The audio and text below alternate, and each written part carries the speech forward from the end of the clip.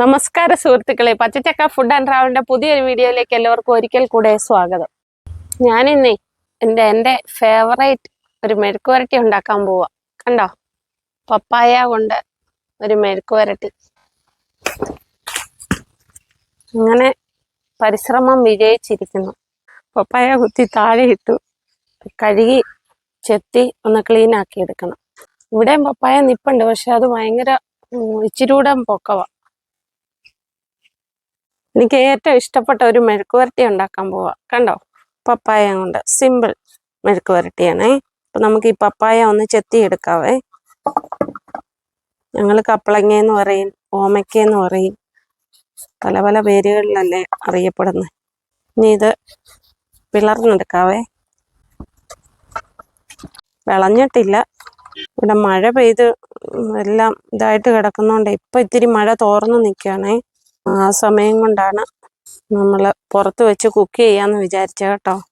ഓരോരുത്തർക്ക് അവരവരുടെ ഇഷ്ടത്തിനനുസരിച്ച് ഷേപ്പിൽ അരിയാം കേട്ടോ. ഞാൻ ഇങ്ങനെയാണ് അരിയുന്നത്. ഇങ്ങനെ ചെറുതായിട്ട് കനം കുറച്ച് കീറിയിട്ട് ഇങ്ങനെ.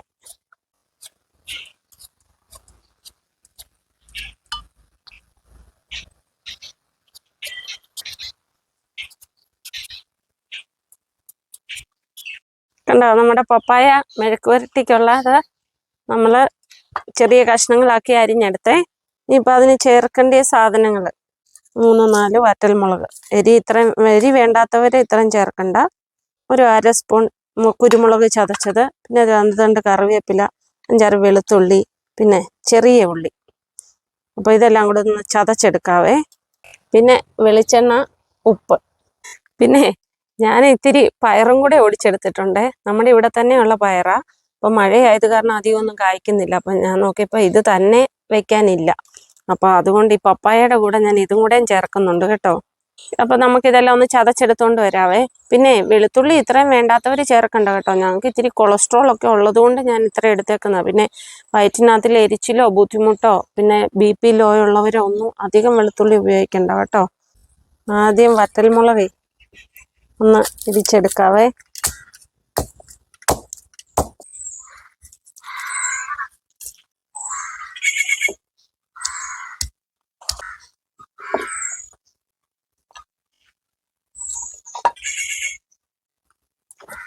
ചെറിയ ഉള്ളി നമുക്ക് ഇങ്ങനെ ചതച്ചെടുക്കാം, അല്ലെ ഇത് തെറിച്ചു പോകും.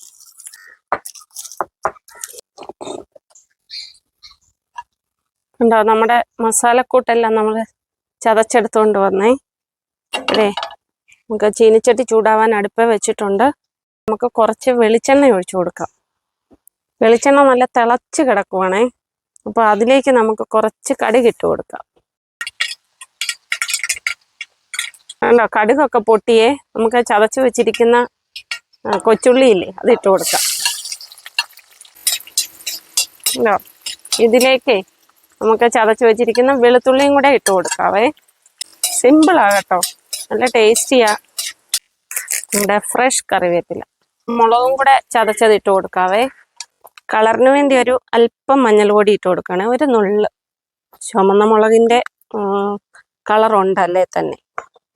കണ്ടോ, ഇതിലേക്ക് അരിഞ്ഞു വെച്ചിരിക്കുന്ന പപ്പായ ഇല്ലേ, പപ്പായ നമുക്ക് ഇട്ട് കൊടുക്കാവേ. ഇതിലേക്ക് ഞാൻ എടുത്ത് വെച്ചിരിക്കുന്ന പയറും കൂടെ ഇട്ട് കൊടുക്കുവാണേ. ഇത് ഇത്രയേ ഉണ്ടായിരുന്നുള്ളതുകൊണ്ട് ഞാൻ ഇതിൻ്റെ കൂടെ ഇടുക കേട്ടോ. ഇനി ഇതിലേക്ക് ഇത്തിരി ഉപ്പ് നീരൊഴിച്ചു കൊടുക്കണം.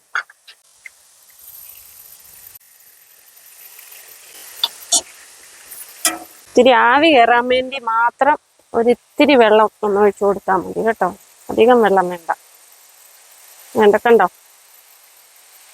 ഇനി ഇത് അടച്ചു വെച്ച് നമുക്ക് വേവിക്കാം.